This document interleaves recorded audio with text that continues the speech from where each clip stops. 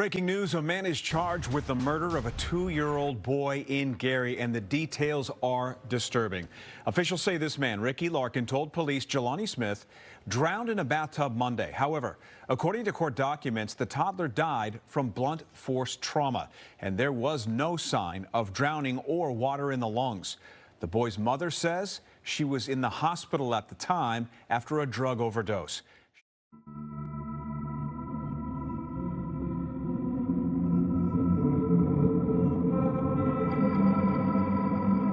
Last week, Gary police were contacted when a man by the name of Ricky Larkin called 911 and told the dispatcher that he had an unresponsive child in his home. This is an old picture, but when first responders arrived, they realized that now 2-year-old Jelani Smith was not breathing and rushed him to the hospital where he was pronounced deceased shortly after. When officers began questioning Ricky about what happened, he told them that Jelani had drowned in the bathtub.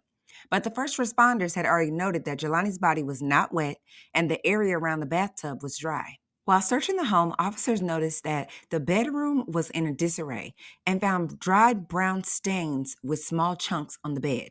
They also discovered a small aluminum bat placed conspicuously next to the bed, which was collected as evidence. Jelani's mom is a lady named Rochelle Smith. According to reports, Ricky is her on-again, off-again boyfriend.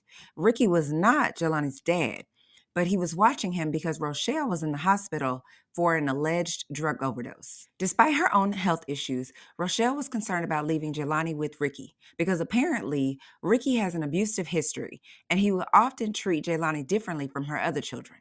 But it seems like she had no other choice. Rochelle told the officers that Ricky often neglected the children. He wouldn't feed or bathe them. And on the day that Jelani died, Ricky called Rochelle in the hospital and told her to get the kids because he had stuff to do. She said he sounded high during the call, and his drug of choice was typically marijuana and lean. When interviewed by detectives, Ricky confirmed that he had called Rochelle and told her to get her kids. He also said Rochelle told him a friend would come and pick them up, so he began preparing the children to leave and placed Jelani in the bathtub while he stepped outside for 2 to 3 minutes to make a phone call. When he returned, Ricky claimed that he found little Jelani lying sideways in the bathtub and began performing CPR while calling 911. His story didn't end there because he then claimed that during CPR, he accidentally bit Jelani's lip. But detectives weren't buying any of it. They asked Ricky if he ever beat or disciplined the children for peeing or vomiting in the bed. This irritated Ricky and he became agitated. He told the detectives that he doesn't hit kids. That's when the detectives told him that they discovered bruising on Jelani's body, which doesn't support his account of events. Ricky once again denied beating Jelani and speculated that he might have slipped in the bathtub. After being pressed some more about the bruises, Ricky finally conceded that the injuries could only have been caused by being struck or punched. But of course, he insisted that he wasn't responsible. He had done a lot of dirt in his life and that this incident was probably karma.